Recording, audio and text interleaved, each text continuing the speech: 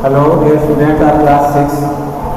Today I am going to make exercise of chapter 2, components of food.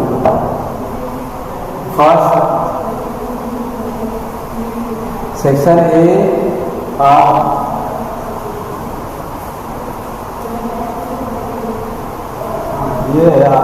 your exercise is divided into A, B, C, D, E, F, G, H and I section. So now I am going to make you write the answer of section A, that is pick the correct answer. First question of section A is which of the following is a source of fat? ये optional question है, इसमें से कौन सा fat का source है, किसमें fat ज़्यादा मात्रा में पाई जाती है? तो A soybean oil, B apple, C wheat and D none of these. तो out of these options option A is the correct answer, soybean oil.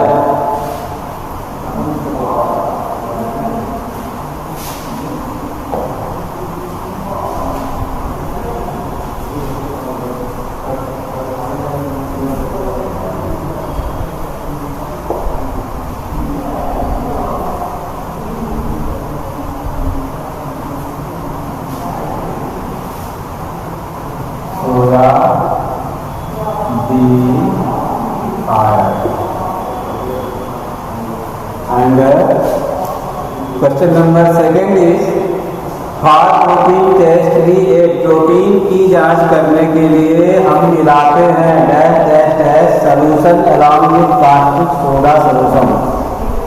Caustic soda solution के साथ हम किस चीज़ का सॉल्यूशन मिलाते हैं? यहाँ पे ऑप्शन है copper sulphate, B magnesium sulphate, C calcium sulphate and D iodine.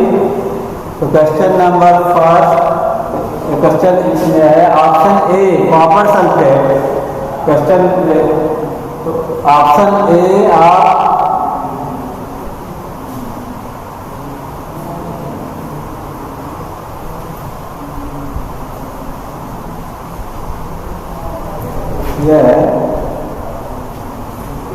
Option A of question number 2 is correct. One का है, 2 का ही ए है,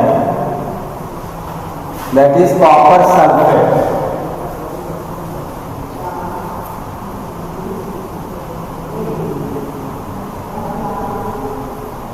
copper sulphate is the correct answer. Question number 3 which are the following food items shows a positive starch test? इनमें से कौन सा food item starch positive starch test को शो करता है? किस आइटम से स्टार्च टेस्ट पॉजिटिव निकलता है? तो इसमें ऑप्शन है A butter, B egg, C rice and D oil.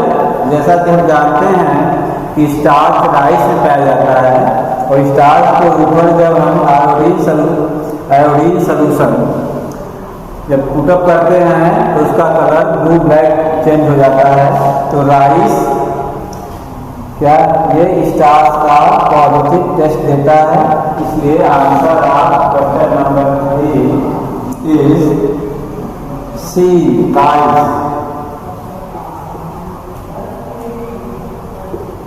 Rice. Question number 4 obesity is due to excessive intake of. मोटापा होता है अधिक मात्रा में, आवश्यकता से अधिक मात्रा में लेने पर. क्या लेने पर? क्वेश्चन नंबर ये section option A is protein, B is fat, C is minerals and D is vitamin. तो क्या चीज ज़्यादा लेने पे ओबेसिटी होती है? क्या ज़्यादा इंटेक करने पे, ज़्यादा मात्रा में लेने पे मोटापा होता है? तो इसका करेक्ट आंसर है बी फैट्स. तो answer of question number 4 is B fats.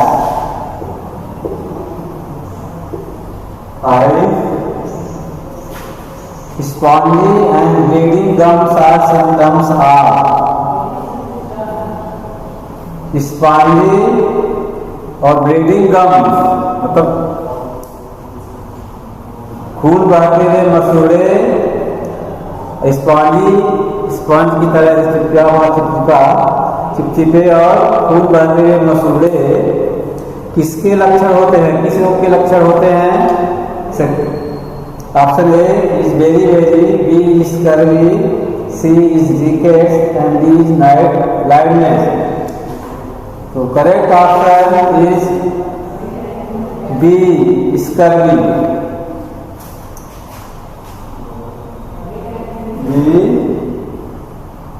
Scurvy, scurvy. Question number 6 है which vitamin is essential for proper vision in darkness. अंधेरे में प्रॉपर विजन के लिए, ठीक ठाक दिखाई देने के लिए कौन सी विटामिन जरूरी है?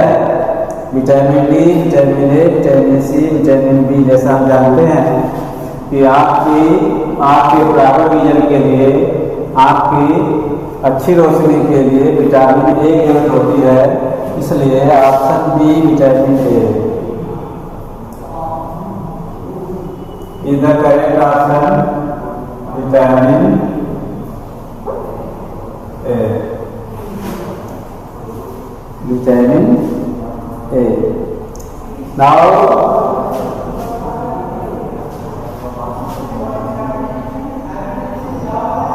we start section B of chapter 2. You fill the blanks है dash dash dash, you fill the blanks.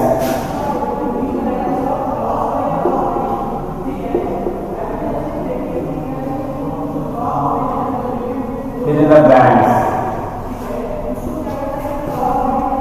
1 से भरना है हमारा dash dash dash and fats provide us energy। इसमें होगा कार्बोहाइड्रेट।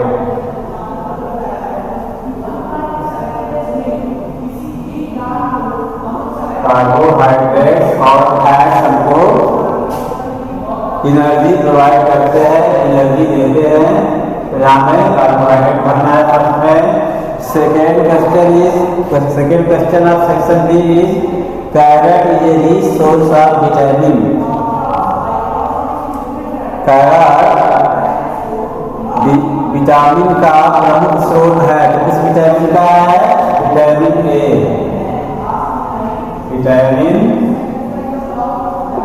विटामिन ए हम लिखेंगे यहाँ पे। And question number 3 of section B, the fibrous indigestible materials present in our food is called. हमारे भोजन में ना पचने वाले जो रेशेदार मटेरियल होते हैं उनको कहा जाता है, क्या कहता है उसको? रफे।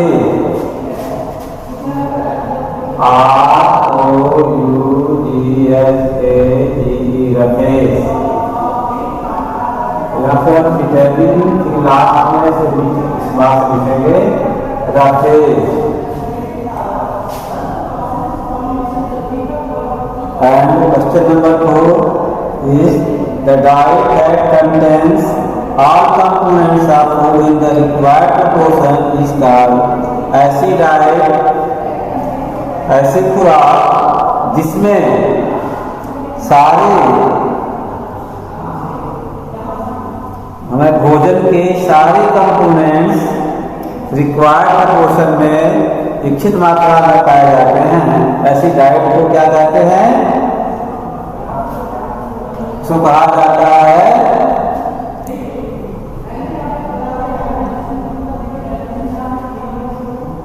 बैलेंस्ड डाइट, संतुलित भोजन।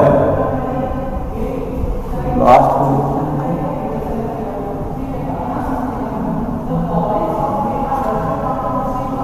बैलेंस्ड डाइट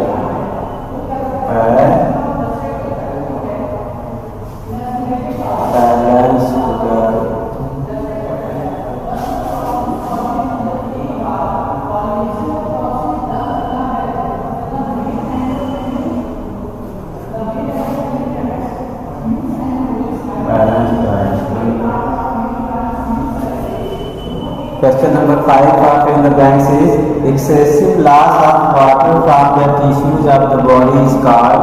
हमारे शरीर के टिश्यूज से आवश्यकता से ज़्यादा पानी का बर्बाद हो जाना, लॉस हो जाना क्या कहा जाता है?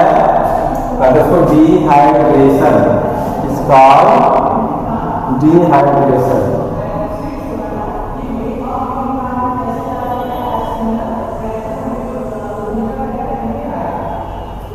Dehydration. Now I am going to start section C और सेक्शन C स्टार्ट करने जा रहे हैं।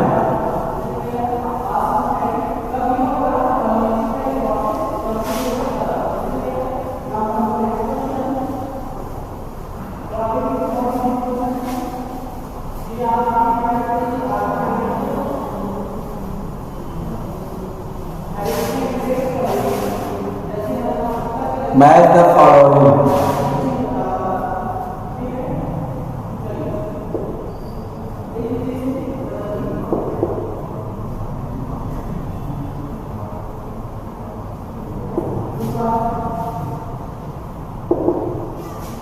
Section C column A column B है। कॉलम ए फ्लोरीन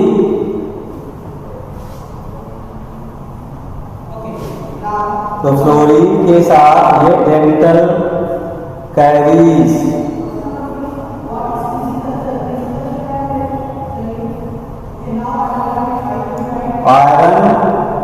आयरन से जब इसे एनीमिया होता है तो सेकेंड का ये है विटामिन B1। विटामिन B1 की कमी से क्या होता है? ये वेरी होता है। इसका ये होगा, मैच करेंगे। प्रोटीन की डिफिशियंसी से क्या होता है? क्वाशरकोर होता है। क्वाशरकोर बीमारी है जो प्रोटीन कमी से होती है, इसलिए 3 को हम C से मैच करेंगे, 4 को हम C से मैच करेंगे और 5 विटामिन D को हम रिकेट्स, विटामिन D कमी से रिकेट्स नाम की डिसीज होती है, इसमें हड्डियाँ कमजोर हो जाती हैं। तो आइए इसको मैच करना है। तो 1 का हम यहाँ पे लिख देते हैं फ्लोरीन,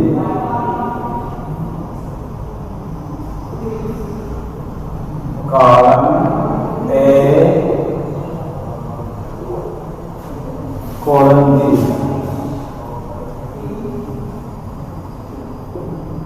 कॉलम बी और 1 is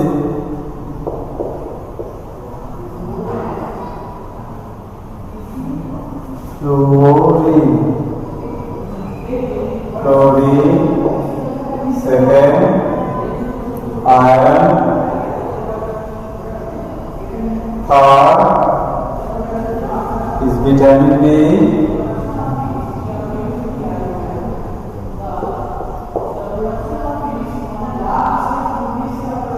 B1 और प्रोटीन डेफिशिएंसी,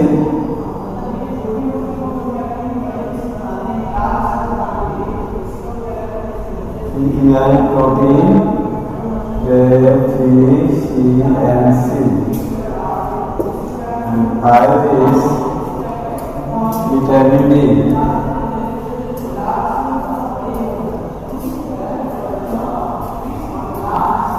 तो हमें मैच करना है।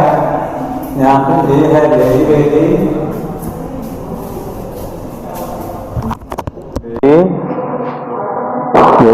है, वेरी बी है रिकेट्स,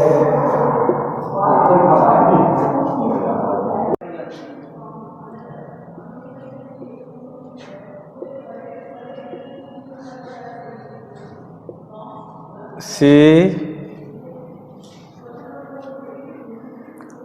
क्वाशरकोर,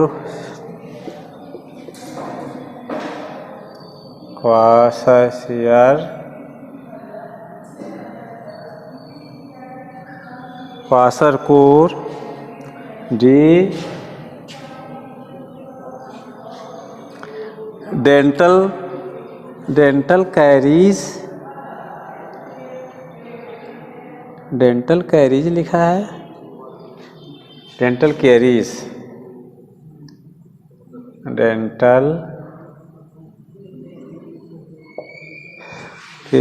हो गया।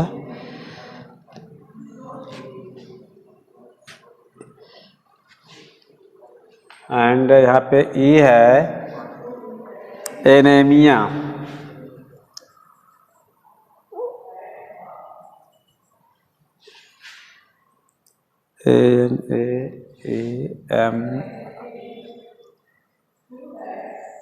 एनीमिया। इधर क्या, इधर न्यूट्रिएंट्स के नियम दिए गए हैं, इधर उनसे संबंधित बीमारियों के नाम दिए गए हैं, और किस न्यूट्रिएंट की कमी से कौन सी बीमारी होती है, due to lack of which nutrient which disease is caused. हमें ये मैच करना है इसमें कि फ्लोरीन क्या आता है, फ्लोरीन ये डेंटल कैरीज है, तो यहाँ हम 1 नंबर डाल देंगे। आयरन की कमी से जानते हैं आप एनीमिया होता है, ब्लड में आयरन की कमी से एनीमिया होता है, तो यहाँ हम आयरन का डाल देंगे नंबर, ये सेकेंड, ये आयरन से मैच करेंगे एनीमिया को। विटामिन बी की कमी से हम जानते हैं बेरी रोग होता है, हम देख रहे हैं विटामिन ये बेरी ए, हाँ ए में है विटामिन ए बेरी, तो हम विटामिन बी यानी इसको 3 को हम मैच कर देंगे बेरी से। और प्रोटीन डेफिशिएंसी, प्रोटीन की कमी से क्वाशरकोर होता है, तो हम देख रहे हैं कि क्वाशरकोर के सामने हम इसका प्रोटीन डेफिशिएंसी का नंबर 4 मैच कर देते हैं। और विटामिन डी की कमी से होता है रिकेट्स एक हड्डी का रोग होता है, इसमें हड्डियाँ कमज़ोर हो जाती हैं, तो हम विटामिन डी का नंबर यहाँ 5 से इसको मैच कर देते हैं। तो इस तरह से आप मैच कर लीजिएगा। और सर हो गया सर?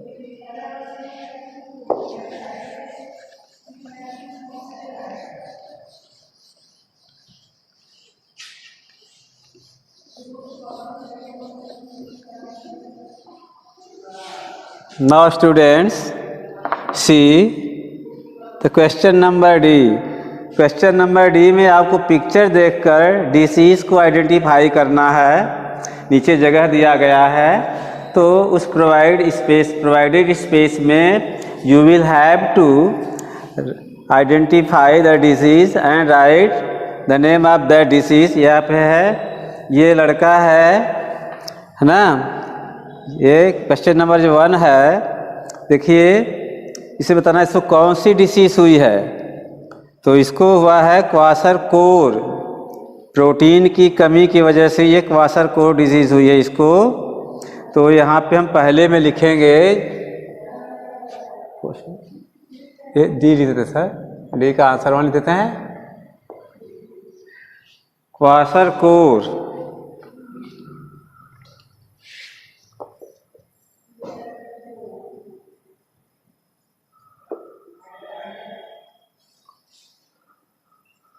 आंसर जो सेकेंड है, ये देख रहे हैं, इसको ग्वाइटर हुआ है, घेघा रोग हुआ है, गले में स्वेलिंग है,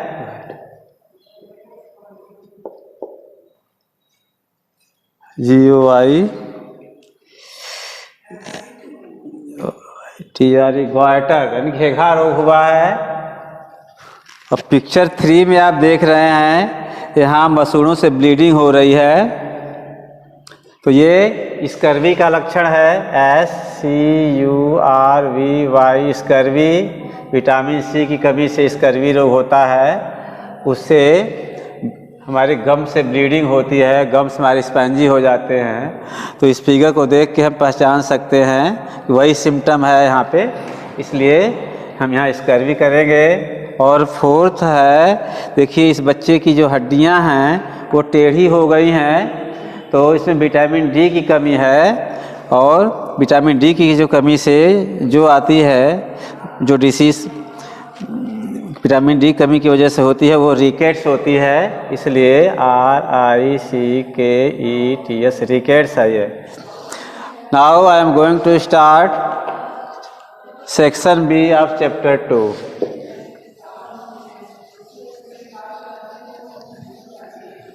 सेक्शन ई ना सर,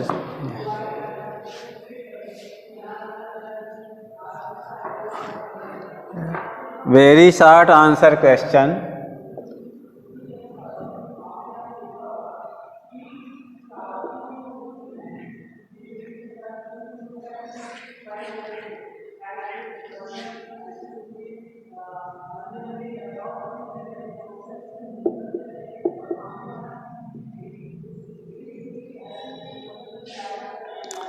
क्वेश्चन नंबर 1 इज,